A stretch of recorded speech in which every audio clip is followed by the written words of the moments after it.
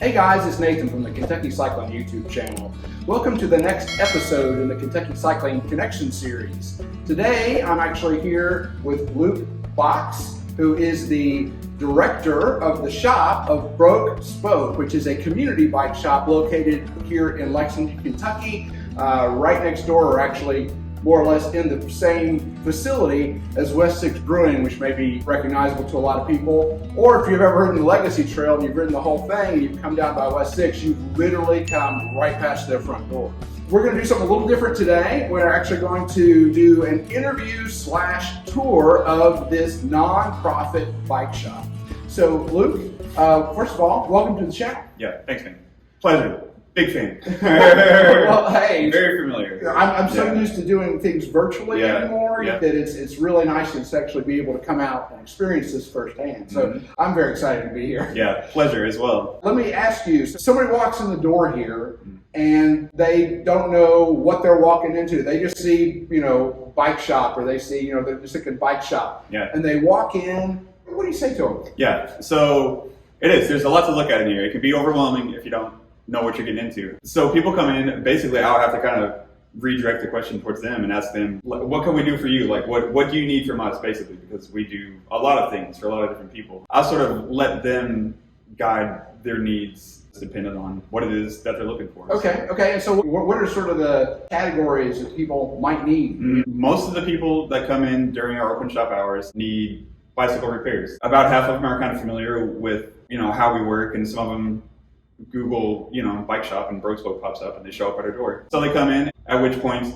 that kind of starts a little bit of a detailed discussion in regards to like what that looks like. We're not a conventional bike shop where it's, drop it off and come pick it up later. And that's usually kind of where I start with that conversation. Like, hey, if you just want to drop your bike off and have it repaired and pick it up later, this isn't like that. This is going to, one, be very affordable, and two, you're going to get kind of dirty doing this, and letting them, do what they will with that information. Okay, good. And we'll dig into that, and we're actually going to take a tour around the shop. So we'll probably dig into one of those details as we get into one of the stands, if you will. Or is that what you call it? Stand? Yeah, those are stands. Yeah. So we'll go to one of the bike stands and dig into the details of that. Okay. So one category person, somebody comes in and they want a bike repair. Very common thing. I imagine another common thing is at a bike shop, I want to come in and I want to buy a bike. I'm looking for a bike. You guys do that here? Yes, absolutely. At which point I would point them in the direction of our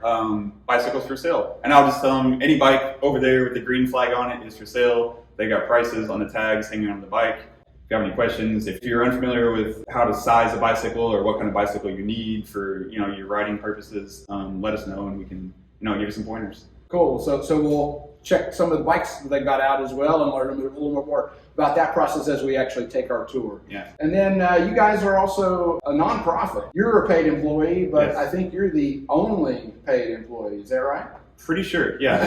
Yeah. I think you know. I think you know. I think I would. Yeah. So I'd say volunteerism is a big thing here. So can you say a little bit about your volunteer base, and then I guess the other thing that you're kind of always looking for is potentially to grow that base. So somebody might be interested in coming here if they were interested in giving back to the community and lending some of those particularly bike mechanic skills to the test. So tell us about that. So we are a volunteer-based organization. For 12 years, we operated just purely on volunteerism, no paid employees, which is pretty incredible. So I would say there's probably 3 levels of Broke Spoke volunteers. One being at the core, the board of directors and stuff like that. Then we have a working board that are basically volunteers as well. So we have those volunteers. We have our certified mechanic volunteers, who are the people who are coming in on Sundays who are helping people to repair their bikes, and those are the people who are repairing bikes for resale. And then we also have a third level volunteer who's somebody who comes in, a Boy Scout troop comes in and they say, hey, we got five guys who want to help out a local nonprofit. Unskilled labor. Yeah, I like that. Or well, everybody's skilled. Yeah, varied skilled labor. Untrained. Untrained. Yeah, not a bike mechanic, but I want to help you. Yeah, so there's those people that come in, and there's various projects and work to be done. There are people who come in and they need a bike repair, or they need to buy a bicycle and they possibly can't afford it. So how all of our volunteers earn $10 an hour in shop credit that they can then use towards the purchase of a bicycle or stand time or bicycle parts. That's another volunteer class that comes in. And I'll just say that was really a big, the reason I wanted to do this interview, I'm just going to let the cat out of the bag, is that I really recognize that cost can be a big obstacle for Huge. Folks in terms of either getting a bike for recreation, or as I imagine a lot of your folks are actually coming here in terms of getting a bike for transportation. Absolutely. So that you're either bringing the cost way down, or you're potentially even removing that cost if they're prepared to volunteer their sweat equity. For it. Yeah. Which is really awesome. Love that. Yeah. Yeah. I mean, and all you have to do is, I want to say I love local bike shops. I think they're at the heart of our community. If you're not a cyclist at all and you're not clued in to what the cost of a new bicycle is these days, particularly a good quality bicycle, you're likely to receive some sticker shock, and not so much here. Yeah, not so much here, right? Yeah. We try to make it accessible and just sort of normalize this bicycle thing, and not to completely remove the recreational aspect of bicycling, but to recognize that there's more to it than that, and that it's a necessity. Not just to people who can afford it, but to everybody. So, kind of high level, sounds like you've got kind of three categories of people. You've got somebody who's coming in needing a bike repair. You've got somebody who is coming in looking for a bike. And you've got people who are volunteers, and you've got a great base of volunteers. I'm looking on your website. It looks like you've got volunteers who've been here maybe 10 years or more. Okay, cool. In just a few minutes here, we're gonna get around and sort of show you behind the scenes, if you will, or really, we're in one big room here, but it's really a feast for the eyes if you're into bicycles at all. Yeah, there's no curtains. It's all So this is the whole thing. So we'll kind of get into more details about this, but so at a high level, talk to me about your hours that you're open. If somebody's seeking you guys out, so tell me about your sort of schedule in terms of what you do here and when. Sure. So Sundays from 1 to 5 is our classic open shop. And during those hours is basically when we do we do everything on Sundays. That's when we're in full operation. So that's when you can buy a bike. That's when you can rent a stand and work on your own bicycles. That's when we have volunteer mechanics here who can help you to repair your bike if you need a bike repair. You can purchase bicycle parts. You can volunteer in the shop and earn credit that way as well. So Sundays from 1 to 5 is when we're in full operation mode. Wednesdays from 6 to 9 is when we have our certified mechanics, as well as anyone who's participated in any of our mechanics classes. They're eligible to come in on 6 to 9 on Wednesdays and repair bicycles that we then resell back into the community. And then Thursdays from 1 to 5 are as the volunteer shift. So that is open to the general public. That is for anyone who wants to volunteer to earn credit that they can then use towards the purchase of a bike or stand time or parts, like I said earlier. Thursday 1 to 5 is when they can come in and put to work and earn some credit. Okay, and then in terms of getting in touch with you guys, if somebody were interested in kind of reaching out to you, what's the best way to do that, or even to follow what developments are happening with Brooklyn? Sure. As far as contact, any social medias, emails, we have a phone number now. Any of those means are all pretty accessible. And we're on Facebook and Instagram in terms of how do you kind of follow us and what we're doing and that sort of stuff. And then our website, we have a listserv. You can go in and put your email in, and we'll send you newsletter updates and things like that. So there's a couple different ways you can kind of watch us and see what we're doing. And we try and be as transparent and as energetic as we can be. There's a lot going on down here, and there's big plans for the future. So that's cool. And I realized that I omitted a fourth potential person who might be coming in here, and that's in terms of where do these bikes come from? Yeah. How do you get all these bikes in here, man? Yeah, man. It's Lexington, and you know, and his surrounding counties, you got Berea and Frankfort and Georgetown and Nicholasville and all over the place. Yeah, every bicycle in this building was given to us with the idea that, you know, it's either going to be resold or recycled or it's going to benefit someone somehow, and it's not just going to, you know, go in the dump. Yeah, or if it doesn't go in the dump, like, you know, we'll get money for it. No, for sure. That's great, right? Yeah. I mean, that's an amazing concept. I bet that a lot of you, and you know who you are watching this right now, and you've actually got an old bike that you're probably never going to ride again. That's sitting in the back of a garage or in a basement somewhere. Hopefully not out in the rain and getting rusty, but you know that's okay. But if you've got those things, you know, give them a second life. You know, send them to you know, some your community bike shop. You know, someplace like Broke Spoke, and either, you know, donate the bike, and potentially that bike is either going to get a whole new life, or minimally, you know, hopefully there's some parts that can be salvaged off of it, and give another bike a whole new life. Yeah, for sure. Yeah, and even the bikes that we scrap, that is, people come in and they volunteer and they spend 2 hours tearing down a bicycle that maybe we aren't necessarily able to repair. That person is earning credit that they can then use towards the purchase of a bicycle. So even bicycles that ended up being disassembled for scrap, the work it takes to do that has generated equity for someone, you know, who may not be able to, you know, afford access to bicycles. Yeah, so it's all valuable. Talk a little bit more about that. So what is your, you know, you come in and you volunteer, you can get credit or equity, or I don't know what the word is. I think we coined sweat equity and in the beginnings of all this. Yeah, it's shop credit. You can come in, and anyone who volunteers in any capacity earns $10 an hour in shop credit that they can then use towards the purchase of a bicycle up to $100. They can use it to rent stand time. They can use it to buy bicycle parts. Anything that isn't, you know, merchandise that we've purchased out of pocket, they're able to buy that. Again, trying to remove financial barriers between people and access to bikes. Yeah. Well, I think without any further ado, let's take a tour of Broke Spoke. Yeah.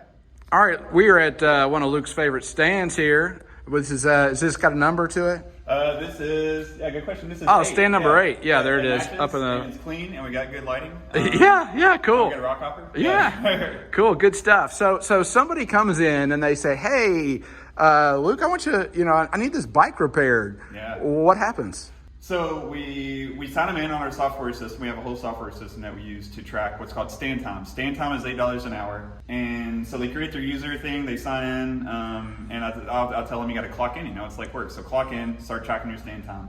This would be on a Sunday probably. I would come in here and I would find one of our volunteer certified mechanics. So I'd grab somebody with one of these orange aprons on that say, hey, you know, this is Chris. This is this is Steve. Steve's going to be your volunteer certified mechanic, and he's going to give you a hand with your bike repair.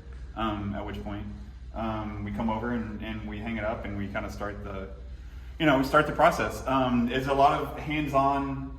We try and let people do as much of the repair as they're able to. I try to sort of soften the blow. On the way to the bike stand, I'll kind of grab an apron and hand it to him and be like, hey, put this on, like, you're going to need this. It's going to be, you might get a little dirty, just to kind of, you know, normalize, you know, what it is we're going to do here. Like, this is a very hands-on kind of experience, which a lot of people are very excited about. And some people are kind of like, oh, like, I'm not sure about that, but I'll give it a shot.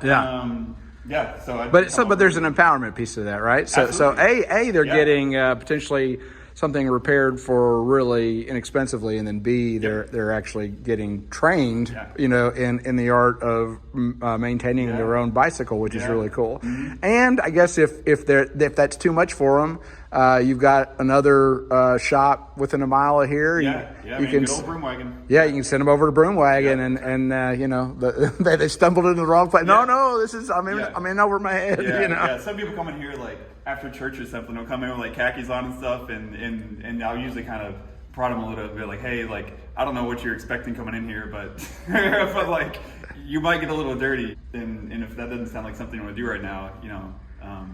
Yeah, head on down to Broomwag and they can help you out. Cool. Well, and so that's a really cool model in and of itself. You also mentioned that you have certified mechanics. So talk to me a little bit about the mechanic certification, process. If somebody were interested in becoming a certified mechanic and be able to volunteer their services as a mechanic here at Broke Spoke. Yeah, that would be awesome. Yeah, we wish that you would. Certified mechanics. To put simply, there is a written exam that we have come up with that you have to pass to be a certified mechanic.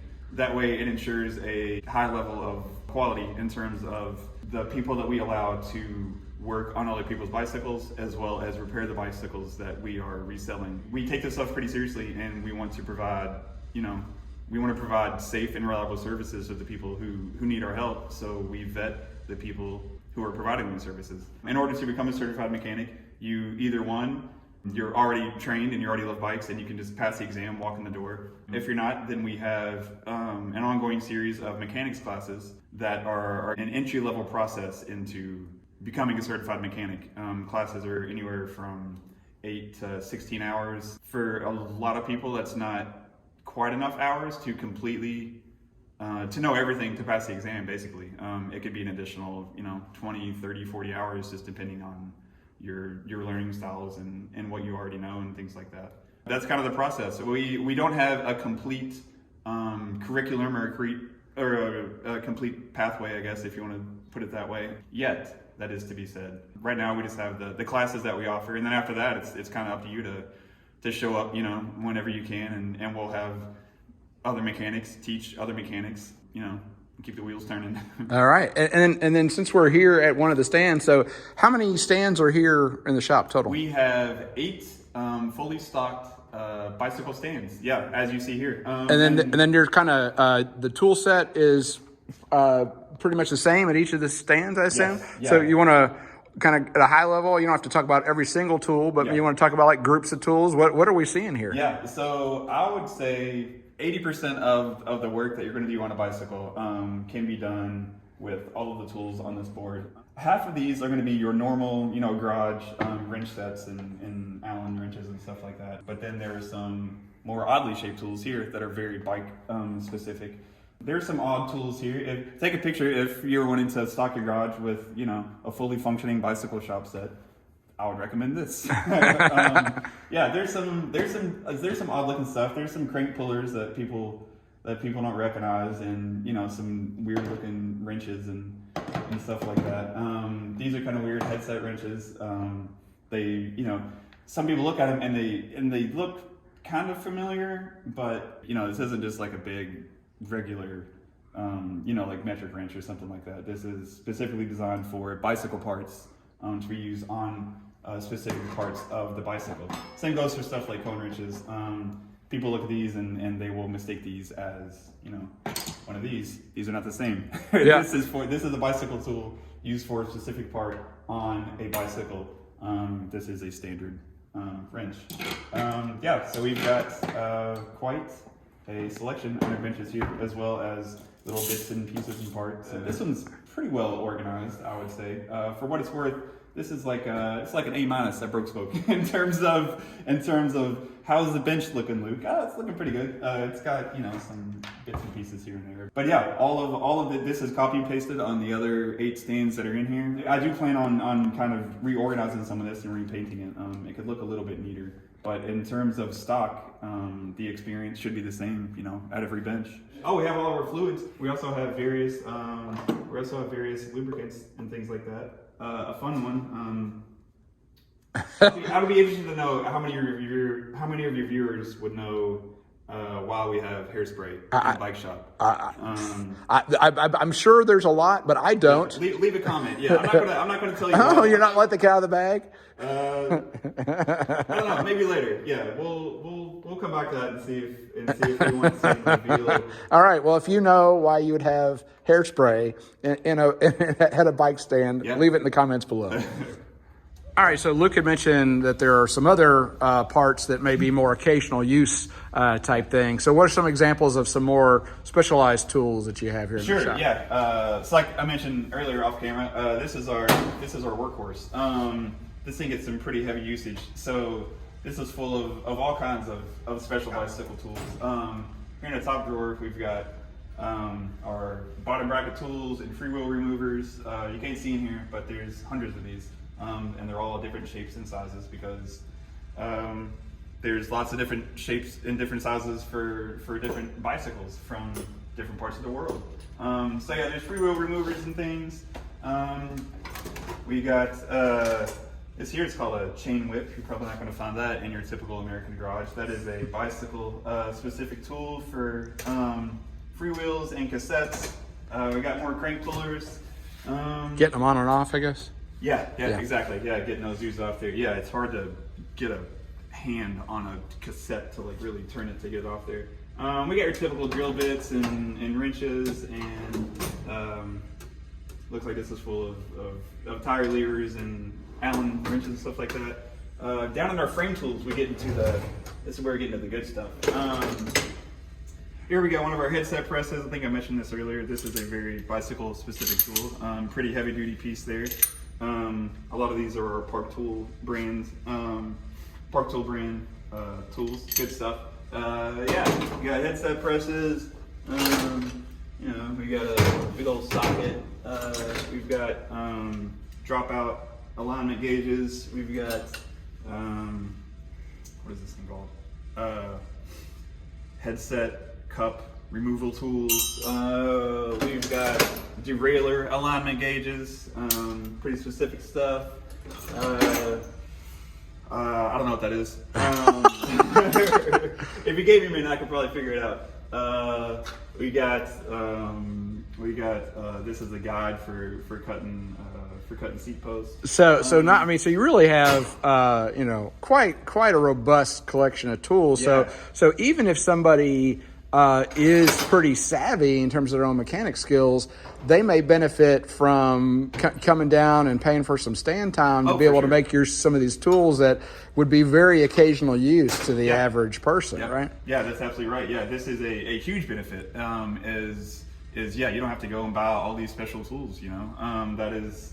Yeah, it's interesting. It's called stand time, and obviously you get to use the stand or whatever. But yeah, the huge benefit is you have access to all of these very special tools, and also the very special people who know how to use these. Yeah, that's great. Because these are all very useful items to have, and can really help you to really like fine tune your bike and get it how you like it. We even had some homemade tools in here. I pulled these out.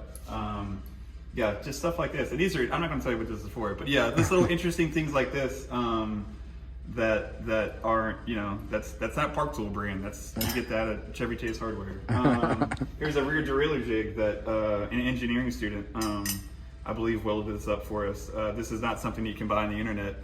This is something that someone built, for us. And we use it every other day. We use this thing.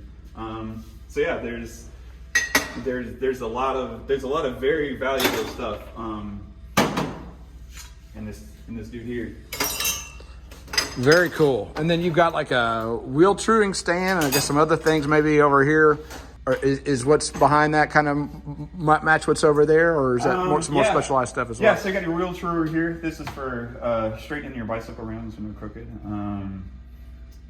Bench grinder, obviously every workbench. We don't have eight bench grinders, so we got one of those. They get some pretty heavy usage.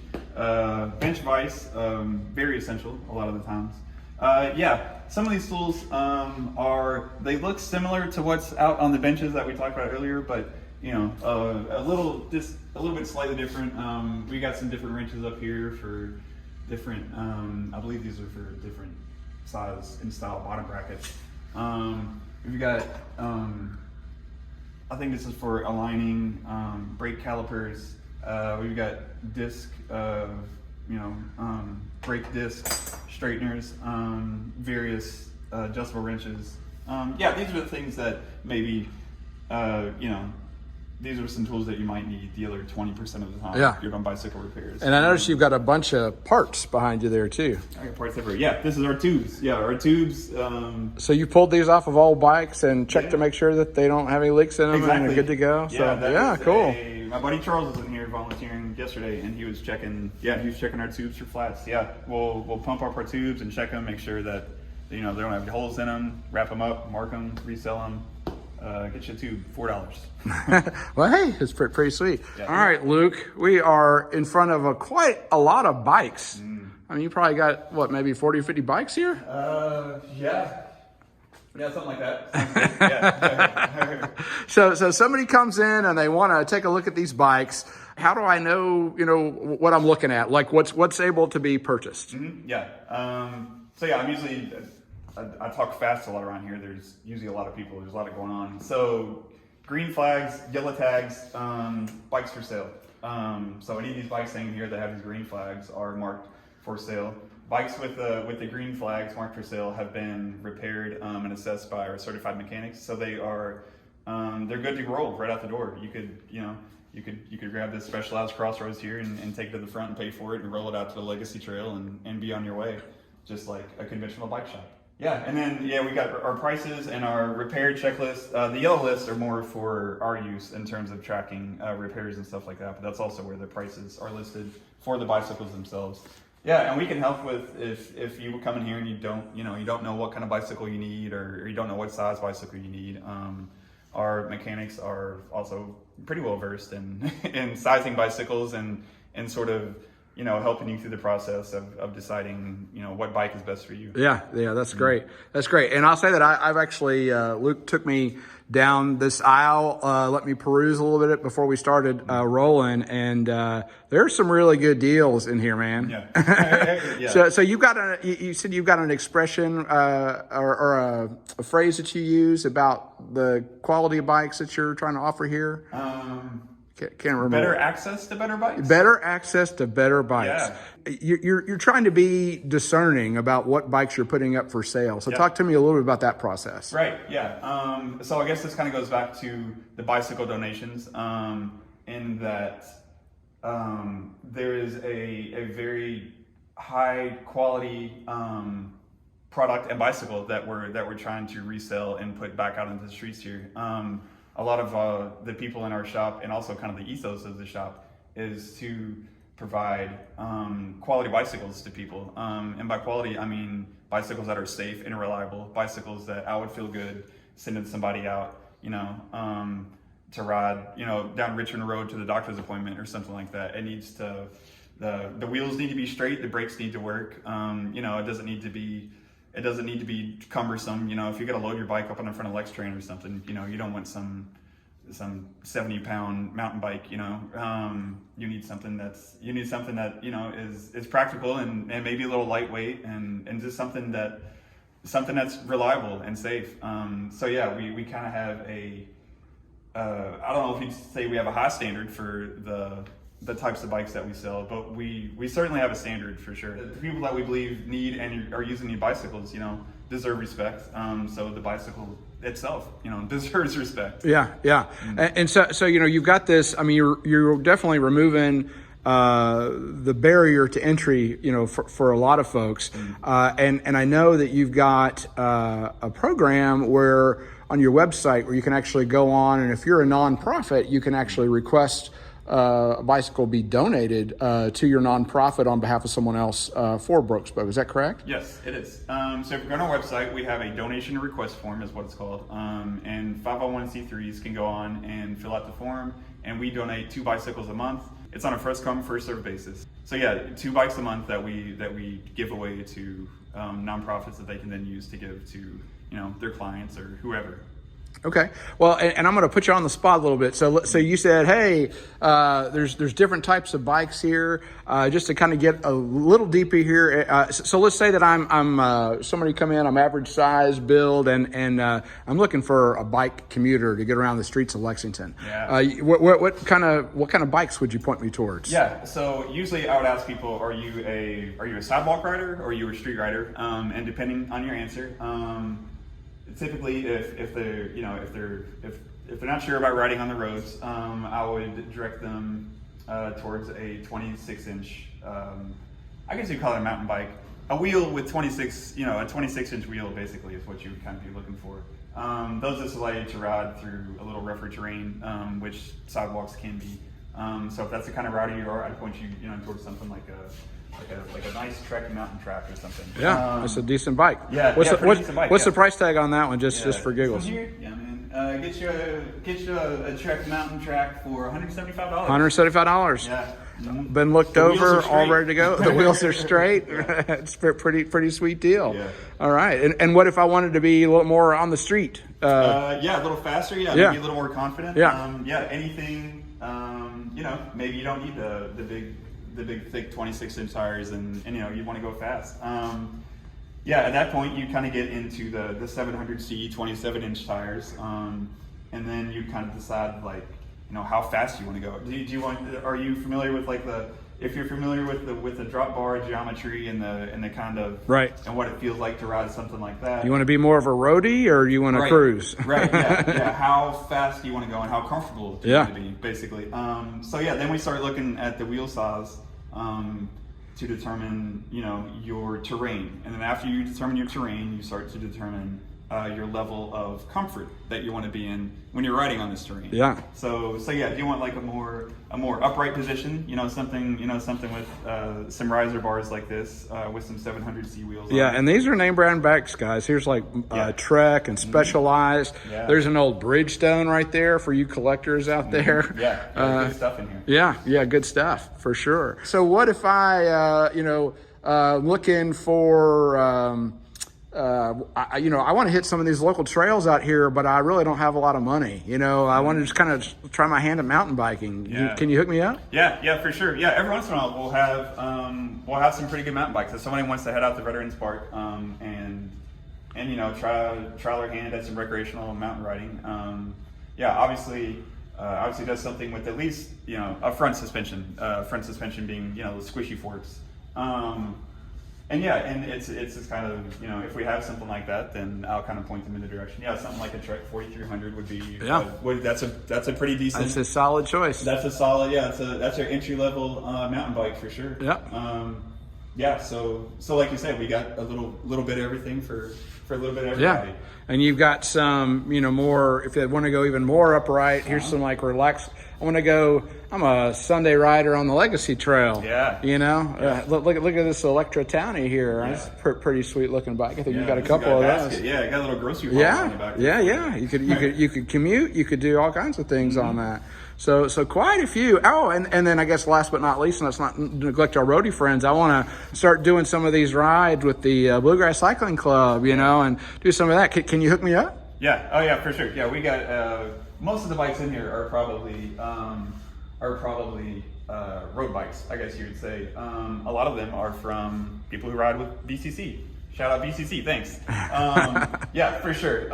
We've got plenty of very fast, very light, very well repaired road bikes. A lot of the bikes that people bring in here have been recently serviced and very well taken care of. People will bring bikes in here that basically don't need any work done to them at all. We'll still assess them and make sure that they're good to go. But a lot of people come in and maybe they've retired their road bike and they just want, they've switched over to a hybrid or something like that. They'll bring it down and drop it off with us, and they're, these are very respectable road bikes. Yeah, and some of these are quite nice. So since we mentioned the Trek, how much is that, just to give us let's see. Trek, is this 150. Yeah, 150 for a nice mountain bike. Yeah. Excellent commuter. Nice little off-road bike. You could ride some pretty light trails at Veterans on that, I think. Yeah, for sure. And then you've got, I noticed there's another category. I mean, there's really quite a variety of bikes. You'd be, just for the record, I think a lot of bike shops these days don't have this kind of inventory. Granted, it's all used, but there's a lot of inventory here. So this is really, really good. And then you've got some of these down here on the end, which are quite a bit cheaper and are kind of in the as-is category. Yes. So why don't you tell us about those? Yeah, so these as-is bikes are ones that, I hate to use the term, lower quality bicycles, but I guess they are. These are bicycles that we had not quite had the volunteer capacity to repair yet. These were kind of, I guess, these are on the bottom of our priority list in terms of bicycle repairs. Yeah. So these are just priced as is. As is being We can't guarantee any condition of these bicycles. Yeah. Somebody brought it in the door, donated it to us. So these are kind of bikes that you might find at Walmart that wouldn't cost you very much. Yeah. Retail anyway. Not very much here either. Yeah. Yeah. $35. You can. Yeah. You could get a Huffy. Yeah. This would be good for, or a teenager who's just riding around the neighborhood. Yeah, exactly. Just total recreational. Yeah. Kind of not their day to day, user getting from A to B. Yeah, bicycle nonetheless. Yeah, yeah, and you could even you could buy this thing and then you could set it up on a stand and sign in for some stand time. And if you wanted a project bike, basically, if you just wanted to learn how to set up grip shifters on a bike or something like that, yeah, you could grab this thing and $35 and hang it up on a stand time and get to work. Cool. Let me say, first of all, thank you very much for kind of the tour of Broke Spoke. I have heard so much about this place for such a long time. I participated in the Savory Cycle Ride, which used to, benefit Broke Spoke. It's what was my probably favorite organized ride, as you can probably tell by looking at me. It's some really good food. So thank you for the tour first and foremost. But is there anything, by way of kind of closeout, I'd always like to ask, is there anything that I haven't asked you about that you'd like to talk about or convey to the Kentucky cycling audience? I guess maybe, how do I get involved at Broke Spoke? What do you bring to the table? What could you bring to the table? Certified mechanics is kind of at the core of what it is that we do. We're open for 4 hours a week. On Sundays from 1 to 5. We want to be open more than that, and we have to be open more than that. And in order to do that, we need more certified mechanics. We need more people who can come in to help other people to repair their bicycles. So if that's something you're interested in, the best way to do that is through our mechanics classes that we're offering. Access to all that stuff is on all of our social medias and website. You can go in and fill out, I think it's a Google form. You can fill out the Google form and we'll be in touch with getting you in classes and kind of getting you on the pathway to getting you down here and getting to help us out. It's a long haul kind of thing. It can take a long time to train to be a mechanic, and we'll kind of lean on you pretty hard in terms of what we need you to do down here. But it's extremely rewarding. Like you said, a lot of our volunteers have been down here for 10 years. Like it's like that down here. Not that we need you to stick around for 10 years, but we certainly it requires a pretty high level of dedication, and hopefully that doesn't scare people off. If anything, hopefully that's kind of if you're looking for something to fulfill a large part of your life, we're there for you. Yeah, if you're gonna come down here and you've got the hours and you've got the heart for it, yeah, we're here. So, Luke, I'm going to ask you, I know you've got like an IT background. There's a lot of other things that you could be doing besides, Sure.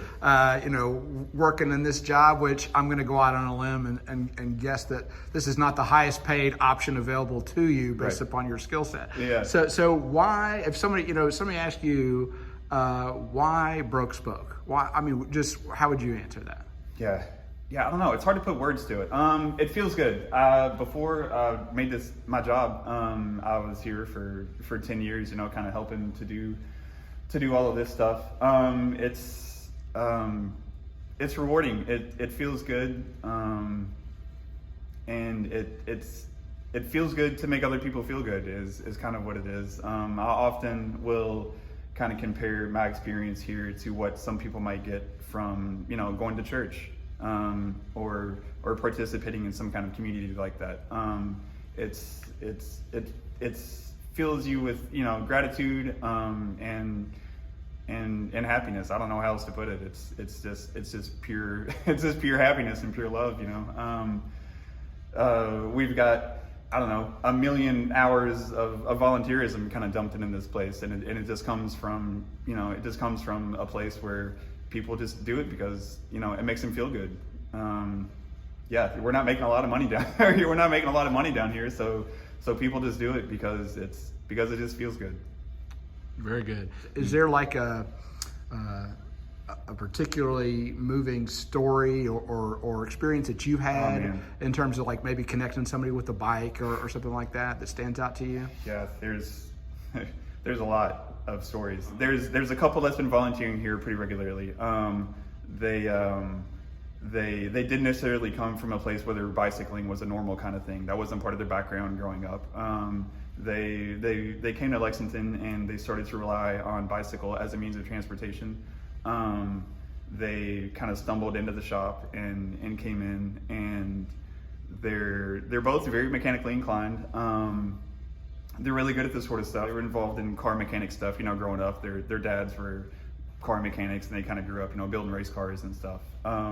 So they come into the shop and immediately they recognize exactly what it is that we're trying to do here, and who we're trying to help. We're trying to help them, and they come in and they see it, and they're like, man, like it's incredible that like such a perfect place I think that's maybe even the language that they use. They're like, it's incredible that such a perfect place exists, for individuals with very specific needs.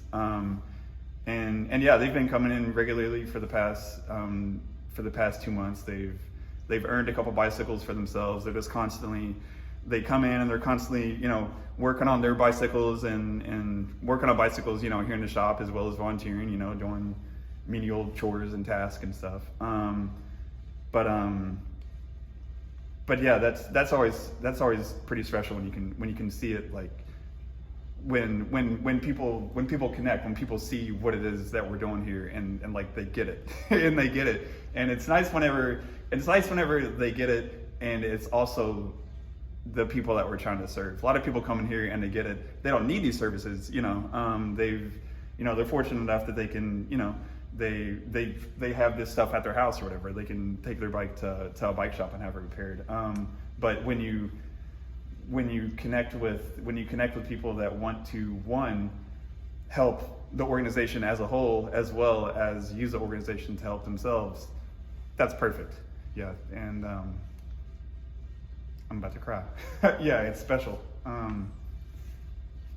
And there's 100 stories in addition to that one in particular. Well, thank you for sharing that. Yeah.